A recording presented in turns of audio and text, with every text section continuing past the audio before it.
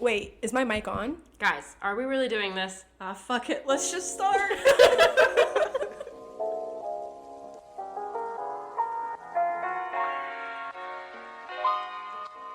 Hey guys, welcome back to Sipping Through Life. It's DeAnni and I'm here with Gaby. And we are just so excited to record this week. I feel like it's been forever since we've seen each other. It really has been. Yeah. Megan's not with us today, unfortunately, but she should be back next week. Yeah, she'll be back next week.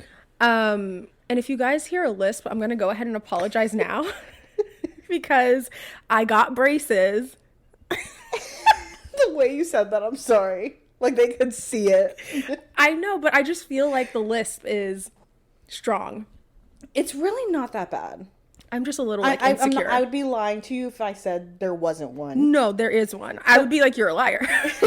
But really, I don't think it's that bad. Okay. It's really not. Like, you hear it a little bit on certain words. Yeah, it's really the S's. Is it? It is. No, it's really not bad. And they look good. Well, thank you. Like, Rylan, when you got here, Rylan didn't even notice that you got them. Yeah, and that's what my mom said to me, too, when I came home after I got them. She was like, oh, like, obviously I know because you told me, but if you're standing across the room or whatnot, like, I wouldn't know that you had braces. Well, they said I'll only have them for a year, so. Exciting. We'll see. One of my gaps already closed. That quickly? Yeah. I'm telling you, it's not going to be as long as they said. I think it's going to be, like, a lot shorter. We'll see. I'm going to be, like, very religious about wearing my, like, rubber bands when they give them to me. You gotta be. Yeah. I'm excited. I'm so happy for you. Thanks. And I think when I'm finished, I'm going to get my teeth, like, professionally, like, whitened. Girl, you're, like, going... You should just buy one of those, the kits they sell. Yeah, but I have sensitive teeth, so I kind of want to get it, like, professionally done because I feel like I will, like, fuck it up. Okay, I feel you then. But anywho, how was your week? It was good. We are, at this point, officially in the new house. Love it. And we are here in my living room. It is slowly coming together. It's so beautiful. Again, we will post, like, before and afters, but right now, it's just a mixture before. I was just going to ask you if you guys took a bunch of, like, before pictures. We did. Because even from when I last saw it, it looks so different. And you saw it with... No hardwood floors. No hardwood floors. It was just like what is it? Plywood? Not is that plywood. What it is? Oh, I know the word. Baseboards? I think baseboards? I don't know. Not baseboards. Construction. I don't know. Like no paint. Yeah. And just the I know what the underlayment, excuse me. I never would have come up with that word. I learned a lot. Yeah. This past 2 weeks. Okay. Yeah. So, but yeah, I mean, it's coming together. We have obviously like the kitchen cabinets we want to get done, but to me, the big stuff is done. Yeah. And then we do get new carpets upstairs this coming weekend. And then after that, it's really just going ham unpacking. Yeah. You know what I mean? At least like all the crap that's in our basement. Right. Which I don't know what I've seen so far. Like when I saw it at first, I could see like the structure, like the bones. I was like, this is like good. But I was like, holy shit. It was a lot. Like, they have a lot to do. And at that point, like you guys were coming up on the day that you had to be out of your old house. So I was like stressed for you. It was a hot mess. But like now that I see it, like you guys did a lot and it looks so good. And I can't wait to see like the final pictures. Right? Like, yeah, I'm excited for that. And I mean, I have to give a huge shout out. You know, my in-laws helped us out with having someone come in and help us get to this point because no doubt Rylan could have done it. Mm-hmm. No doubt. But the man works full time. Right. I was going to say it's just the time frame. It's the time frame. We had at that point literally 10 days. Yeah. From when we got the house to when we had to be out. So... Again, he's a hard worker. I know he could have done it if we had more time. Yeah. But realistically, and me being 7 months pregnant does not help because there's just so much I can do. Right. But yeah, I mean, otherwise though, it's done. We're here. Yeah. And it's just unpacking. And Rylan's doing yard work right now. So I told him, I'm like, you can do the gross stuff. I do not mind planting stuff and tending to it. I was like, but ripping up ivy... Yeah, no. There's all kinds of bugs and spiders. I can't do it. No, absolutely not. Yeah. Well. But that was my week. That seems like a very eventful week. Very. And You know what else I did this week? Okay. You know, I try to like segue into things, but I'm just gonna like, come out and say it. Gaby and I are like Demi Lovato fans. Huge Demi fans. Like, I've loved her since Disney Channel. Yeah. Like, I mean, let's be what serious. Was it, Sunny? Actually, Barney. But oh, okay. Yeah, see, I was a Barney girl, so I became a huge Demi fan with Sunny with a Chance. Was that the show? Sunny with a Chance. It was Sunny with a Chance, but she was She was on that like short. It was like the Disney short. And it was the high school. Yeah. It was like they only had like 2 scenes or like backgrounds. It was like 5-minute episodes. Yeah. Yeah. Loved that. But then it was like Camp Rock. Yep. Camp Rock is what really did it. That did it for me. Yeah. And sorry, bumped the mic there. I don't know. I just love her. I've always loved her. Yeah. I think her laugh is contagious. Love it. Like, everything about her. Yeah. So, obviously, because we're such big fans, we watched her most recent documentary on YouTube called Dancing with the Devil. Yes. And, I mean, I don't know who wouldn't know what happened, but she had a documentary that came out in 2017 called Tell Me You Love Me. I'm pretty sure that was the name of it. Or Simply Complicated. It was something like that. Well, that was, the first one that you said, it was that Tell Me You Love Me. And then Simply Complicated, I think that was the one that they were recording in 2018. I think it was flipped. That's what it was flipped. Yeah, that's what I just... 2018 was the Tell Me You Love Me tour. Oh, and that was the one that they stopped recording. Because of, which gets us to Dancing with the Devil, was whenever she had her overdose. Yeah. And so I watched both documentaries, not this week, but I watched the 2017 documentary when it came out. Mm-hmm. And I felt like it was so eye-opening. I was like, wow, like she's so vulnerable. She's so honest. She's sharing so much of herself about like her eating disorder and being sober and how important it was to her. And then I think in 2018, when she had her overdose, I was legitimately shocked. I mean, okay. I think I took it with a grain of salt that she was sober. Personally, because, I mean, it is a struggle. Yeah. You know, I think and being a celebrity and just, like, I just think they have it a hard life. Especially, like, the kid stars that grow up in the spotlight. Like, you can't say, money does not give you happiness. Mm-hmm. Gives you opportunities. Right. But, like, you can't say they're all happy. No, absolutely not. And especially realizing, too... just, I don't know, from this documentary, learning now, it's like, I guess I'm not surprised that she did relapse. Yeah. A couple of days before her relapse in 2018, she had come out with her song Sober, basically saying that she was no longer sober and that she had, like, I guess, like, relapsed. Yeah. But when it got to the point of, like, the overdose, I think that's when I was shocked because...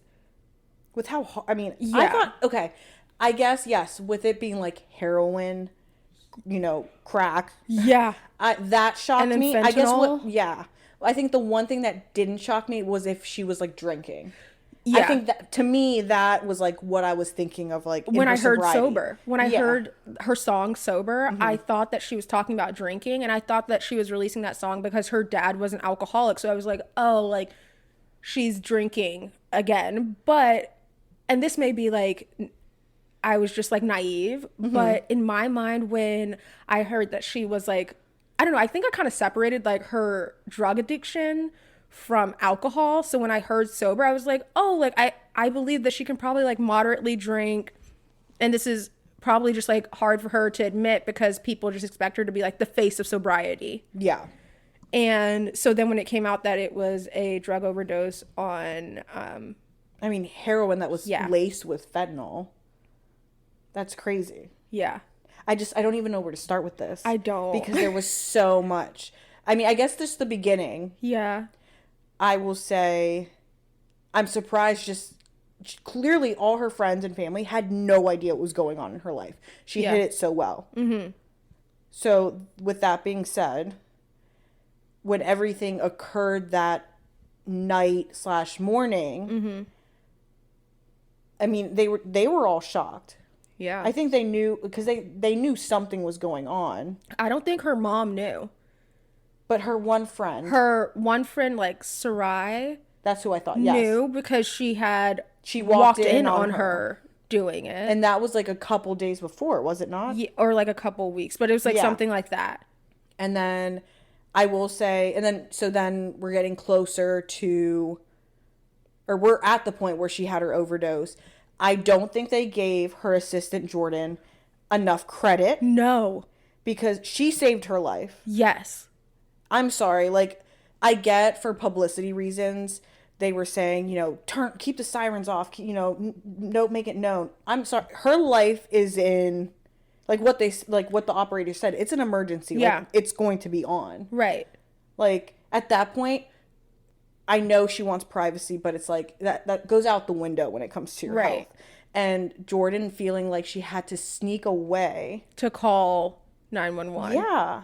That's just like, I just can't imagine how terrified she was in that moment, because it's like you're looking at it from two different perspectives. On one hand, this is my boss, and I don't want to get in trouble. But on the other hand, it's like, you're finding her like that. This is a human and I want to save their life. I need to call an ambulance. Yeah. And I think just the way she handled it was just very, obviously, just to me, proactive in the situation. Yeah. Responsibly. And come on, you walk in there and it's like, there's vomit everywhere. She's passed out cold. Yeah. Like, blue. Blue. I mean, that's just what's insane. And I think, again, it speaks volumes as to her team before the change and everything. Like, oh, yeah. Now her team now versus her team before. Yeah. Like, it's a huge difference. And I think that's amazing for her. I'm trying to think now. Okay. So now, they found her. She's taken to the hospital. I did not realize she had 3 strokes and a heart attack. I know that goes with overdose and all that, but the fact, just how much her body went through. I had no idea. Amount of time of just, doing the harsh drugs and then being in the hospital, waking up and not being able to see. That's terrifying. Terrifying. And, I thought it was interesting how they touched on, because in the 2017 documentary, she mentions that, the reason that she went to rehab was because her parents basically said she wouldn't be able to see her little sister, Madison. I think that's her name. Yeah. And then flash forward, 3 years, and she's in the hospital. She had another overdose. Her sister Madison is there, trying to talk to her, and she can't see that it's her sister. And she can't see asking, who is that? And she says, it's very poetic in a way. Yeah.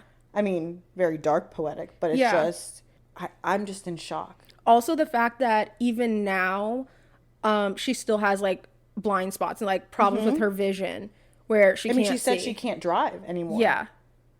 I just feel like she was, comparing the two documentaries, I can see how her friends said that she's the best liar that they know. Yeah. Because in the first documentary, I thought she was so vulnerable and so open and so blah, blah, blah. But then you watch this documentary and you're like, she's vulnerable in this. Yeah.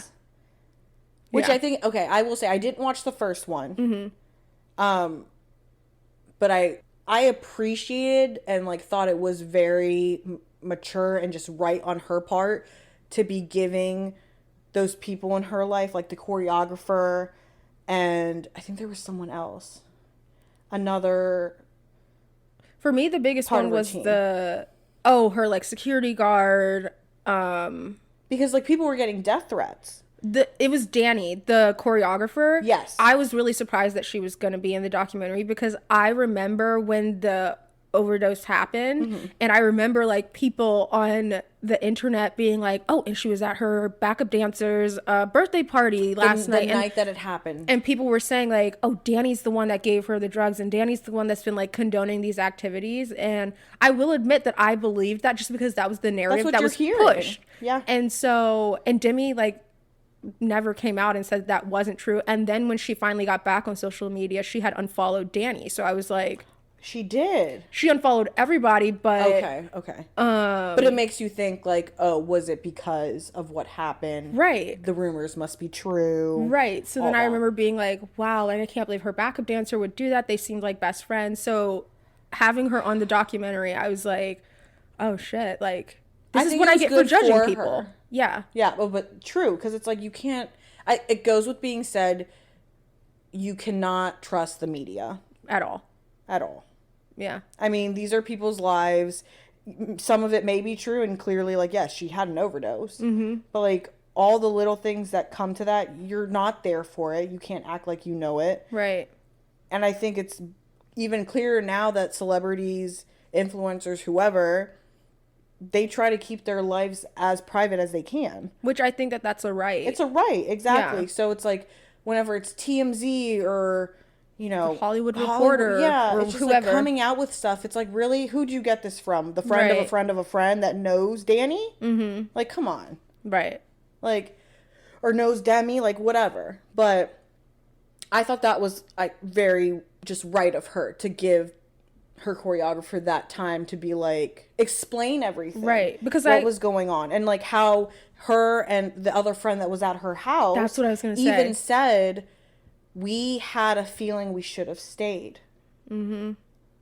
But, you know, like Danny said, she goes, my mom was at the house with my dog. Like, she was here visiting for my birthday. And they're like, well, Demi's an adult. And they're like, she'll be fine. And she hid everything so well. They didn't think that heroin and crack was going to be an issue. Right. Because from my understanding of basically what Danny was saying, it seemed like she was even uncomfortable with the fact that Demi was kind of like drinking. Mm-hmm. But she was like, you know, she's an adult. She can decide for that. I don't even think that Danny knew that she was doing drugs as well. At all. Yeah. Because I guess her choice of drug before, what was it? I think it was cocaine. Cocaine and Xanax. Yeah. Or cocaine and alcohol. One of the two, because it was like an upper with a downer. Yeah. I don't even understand. I don't know anything about drugs. So when people are like, yeah, I took like an upper and I took a downer, I'm like, yeah. Cool. Yeah, I don't know. But I think cocaine. It's definitely an upper. Is an upper. Yeah. So then maybe it was the Xanax. Maybe it was Xanax also. Because and then later on, her mom even said her choice of drug whenever she was using was Xanax. Yeah. So and they give Xanax to people with like anxiety and like to calm down. Exactly. So that's definitely it. And then whenever she relapsed during the 2000, right before obviously her overdose, it was like her drug dealer said he didn't have that combination, but he had the crack and heroin, which is an upper and a downer. And then I didn't even know this too. Again, her friend, you said her name. Sarai. She even said, because she's like, I guess she's sober. She's sober too. She used to be an addict. Yeah, she is an addict. Most people, or a majority of people who were addicts, and when they relapse, they don't even go back to their choice of drug. Mm-hmm. They go to something stronger. Mm-hmm. And in her case, that's what happened. I think something that was interesting was that she also revealed that, like, the night that it happened, that wasn't, like, her first relapse with the drugs. Yeah. Like, she had been doing it for a couple... It was like a month or so. Weeks, yeah. And then she said that she realized she had an issue when she went to Bali. Yes. And she couldn't have anything. So she was just like... So when she came home, it was like she hit it even harder. Yeah. Which is insane. Also, they had, in this documentary, if you guys didn't watch it, they had, like, clips from the documentary that they were filming at the time that obviously was not released, where Demi's older sister, Dallas, like, before one of her shows, came in and was like, hey, like, be careful. And Demi's like, what are you talking about? Like, I'm always careful. And then she was like, no, like, I felt it on my heart to tell you to be careful. And I think that when you have people that are yes people or controlling you all the time, it's easy for them to believe the facade that you're putting on, whereas like your sisters and your closest friends can kind of be like, something's not right. Yeah, you just seemed so okay to be going along with this stuff now when it bothered you before. Clearly bothered you. Yeah. And so I think that like her older sister I think her sister knew that something was going on, even though Demi hadn't said what it was yet. Yeah. And then just on top of her overdose that night too, I just think it's sad to know that she was even violated that night. Oh my gosh. By the drug dealer. Yeah. And again, I don't want to give everything away. So I will say that, you know, she was violated. She ended up telling the doctors that she had consented. Yeah. But she openly says, like, a month later, I realized, no, I didn't. Like, when you're high, I don't think that that's... Exactly. Like, consent. Not because at all. She said that she was, like, so high that, like, she couldn't remember it. Mm-hmm. And then when, like, flashes started coming back to her, she was like, I was in no state to consent. Mm-hmm.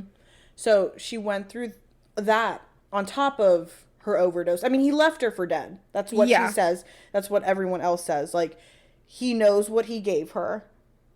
He took advantage of her. Yeah. And then left her there to die. Yeah. He wasn't going to help her. Right. I think what shocked me the most, though, was whenever she did her intense... oh my God, I'm blanking on the word. Rehab? Thank you. Oh. I was going to say relapse. I'm like, that's not it. But yeah, when she went to rehab, mm-hmm. It was a really intense work. And then she ended up getting out, and it wasn't even 24 hours that she had relapse. And in her case, she hadn't had... Okay. It's so hard because there's just so much information. Yeah. Demi had been violated in the past. Which I also was shocked by. Like, yeah. All right, we'll talk about that real quick, I guess. So she mentioned how her first time was whenever that whole, like, promise ring thing was going around on Disney Channel. Mm-hmm. Like, the Jonas Brothers, Miley Cyrus, Selena Gomez. Everybody had, like... a promise ring. Well, like, the virginity ring. Like, I'm saving myself for marriage kind of ring. Abstinence. Like, yeah. And so she was on the set filming Camp Rock. I think it was Camp Rock. Yeah. Yeah. And she had said she did not say who it was, mm-hmm. but she was talking to someone at the time that they were like hooking up. They were hooking up. And then it got to a point where it was like, okay, let's go into the bedroom. She really didn't want to. She said, no. This is not going to happen. It's not going to happen. But then it did happen. Like, she just ended up going with it. I mean, she was taken advantage of. She was taken advantage of. Again. So, like, her first time was not special in any way for her. And she says that. And so, I mean, who knows if that's what she talked about. I mean, we don't know if there was anything else that ever happened in her life after that. But, I mean, she also said that when she, like, was viewing her sexual assaults that have happened, mm-hmm. the first time it happened, obviously with her virginity, she said that she did tell someone and nothing happened to the other person. Oh, shoot. That's so true. Oh, my gosh. I forgot about that part. And then there was also a clip of an interview that she did around that time for Camp Rock 2, mm-hmm. where she almost said, I'm going to be safer. Like, the word she used was, like, she's smiling the entire time. Well, because the interviewer, Chris Harrison from Bachelor, he's like, oh, like, your songs, they're so, like, emotional mm-hmm. and stuff like that. Like, how much heartbreak could a 16-year-old have been through? And she was like, oh, like, I've been through some things, and now that I'm older, like, I think I'm just going to be, like, safer. Exactly, yeah. So, with that happening, now let's fast forward to her getting out of rehab. Mm-hmm. And her relapsing. She talked about how she wanted to have control as to what happened that night. And the only control she had was calling the dealer up, inviting him back mm-hmm. to the house. And basically she said it straight up, was like, I'm going to fuck you this time. Yeah. Yeah. Because she was trying to take that power back, I think, like, mentally. Like, she felt so violated. Yeah. And... okay. I guess it's kind of sick that, like, I can understand why she understand it, yeah. I don't think it's healthy. Right. I don't think it was, and then she even said, she goes, that it didn't solve anything. Right. But it's a choice I made. Right. And, like, I can't judge her for it because I have never been through it. I've never been through it, but the way that she explained it and her mindset at the time, after everything that's happened to her, I can see how she got to that point. Mm-hmm. I mean, everything was out of control. Yeah. Out of her control, excuse me. And for a person whose life from 18 to, like, 25 was under the control of other people. Like the fact that her team was like, before she went on, like if she went to Ellen or if she went to a talk show or whatever, like she can't have this food. She can only have watermelon birthday cake. She can't, like they controlled every single aspect of her life. That girl couldn't even have a cake she wanted. Give her a watermelon birthday cake. That's why I was so happy whenever, like, by the end, they're like, her, what was it? It was her 28th, 29th. Yeah. She had, 28th, excuse me. She had 3 birthday cakes. Mm-hmm. And it's just like, I know it was like her eating disorder was a huge issue with all that. Yeah. Like, but like her team pre-overdose did not help with that. No. And I love her team now. Yeah. Because it's like, even how she talks and like how her friends talk, like she enjoys food. Right. It's so different now. And like quarantine played a huge part in all that. That being said though, I was shocked that not more was said about the fiance. Me too. But I have a theory. Remember at the very beginning of the documentary, she's like, I'm just going to say it all. And then if there's any, almost like this podcast, if there's anything that I don't like, we're just going to like cut it out. Yeah. So I feel like the fiance, like he, like, I don't know. I think he really like took advantage of that situation with like, remember we even talked about it, him like calling the Paps while he was like on the beach and like crying and all this stuff like after the breakup. Yeah. Like I feel like he did more harm to her. And I think that like maybe some of the things that she said, she was like, I just don't want to bring this back up. Let's cut it. Okay. That'd be true. But I was just still shocked. Even that the family didn't say more. Yeah. Like I was shocked that they quarantined together. Like I knew they were quarantining together, excuse me. Yeah. But the fact that they quarantined at her family's house. Yeah. Like and they never met the boy. And they just started dating, I think she said like March 6th. And that was like, what, 2 weeks later they were quarantining? Yeah. Oy. And then got engaged like July. I mean, she looked happy. She did. But I can say like even just the last few months, since the breakup too, but, like, New Year, like, her cutting her hair, like, even just her showing her new house. It's a drastic difference in what her old house used to look like versus the new house. Mm-hmm. And, you know, she got into crystals and meditating during quarantine. Like, I loved this documentary. Obviously, like, the first 3 episodes are really sad. Yeah. Just to see and hear what she was going through and feeling. But that last episode was just like, she's getting control over her life back. With her new team, seems like with her family. Like, she's just open and honest about it all. Because what's the name of her? Scooter. Yeah. So, I will say that I was, and like, maybe this is like my fault because I don't have an addiction. Yeah. So when she came to Scooter and was just like, you know, please be my manager, blah, blah, blah, and like he wasn't going to sign her, and then he did. And then she came to him like a couple of months after he had signed with her and told him that she had relapsed. Post overdose, she had relapsed. Mm-hmm. That shocked me again. I was like, oh my gosh, like really? Yeah. But I think that if anything, this documentary taught me that it's important to understand that like addiction is a constant work in progress, and it's like ebbs and flows. Like it's not going to always be like the straight and narrow line where you never have a mess up. And that's where... That was my phone. I'm so sorry. I'm so scared. I'm like, wow, our floor's falling through. Oh no, Rylan. No, that's why I was like Elton John. Yeah, Christina Aguilera. Like, I think what Elton John said was very true. He goes, you know, because now she is doing moderation. And, you know, she smokes marijuana. And she occasionally drinks. Yeah. All in moderation. And again, I think her being open and honest about it all and not hiding it helps with her having control, and just like other people at least being aware makes it better. But like he did openly say moderation doesn't work.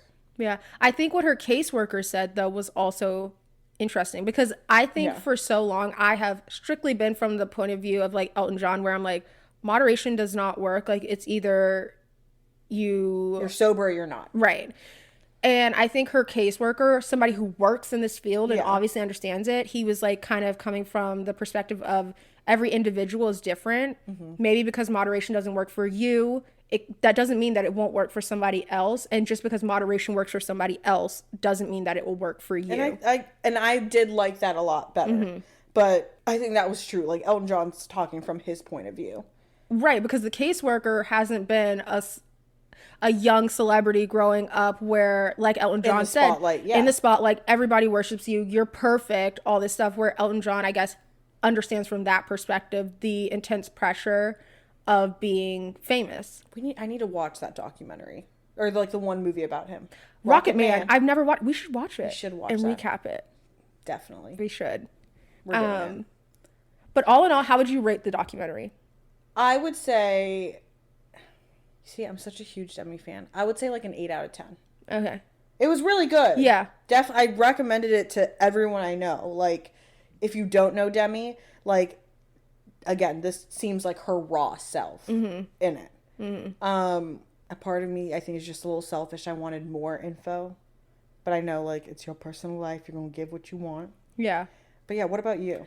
I would rate it like an 8 also. Yeah. And I think the reason why is because I was kind of expecting her to maybe talk more on like why her friendship with the Jonas Brothers like completely has like cut ties, how the addiction maybe dealt with that. Like, did they know? Because up until her, they were on tour. Like, she went on tour with them. Yeah, up until her overdose, like her and Nick were like so close. Like, he would come to all her shows, they would do a song together, all this stuff, and then it was like after her overdose everything stopped.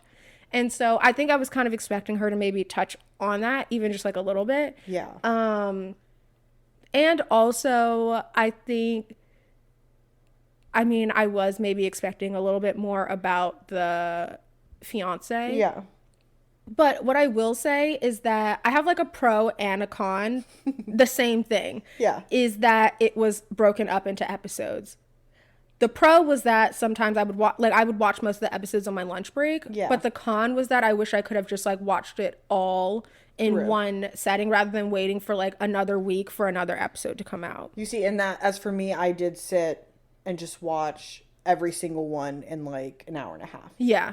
I could get that though. Yeah. Because then you're just like, wait, what happened the last episode? Like, yeah. I feel you. But all in all, you know, I love my girl, Demi. I love Demi. I am so happy for her, and I just hope that, you know, nothing but good or positive vibes going your way. Yeah. Like, I hope it seems like things are better. I hope it stays that way. And if you haven't heard her new song, Dancing with the Devil, it's very powerful. And the music video is as well, because it, for the most part, does actually show the progress of when everything started to how bad it got. Oh, see, I haven't watched the music video yet. Watch it. Because, like, I mean, you hear the first line is, had a little red wine, I'll be fine.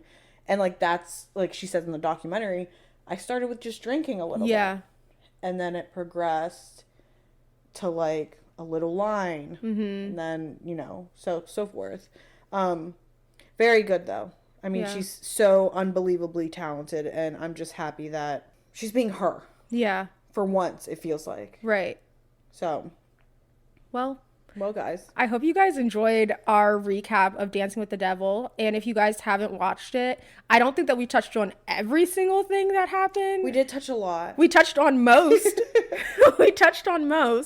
But, you know, share with us if you guys have like the same opinions as us, or if you have a different opinion. I think that this is a conversation that needs to like continue to happen. Yeah, because it's, you know, we know of her case because she's a celebrity. You know, this happens to everyday people. Right. So I think, again, like drug addiction, mental health, it really has to be talked about. Yeah. With that being said, though, guys, it's the end of our episode. Don't forget to subscribe, rate, and review, and share our podcast with your closest friends. And don't forget to follow us on social media. You can follow me at Gaby Colazzo. And you can follow me at Life of DeAnni. And you can follow our podcast page at Sippin' Through Life. Till next time, Sippers. Bye. Bye.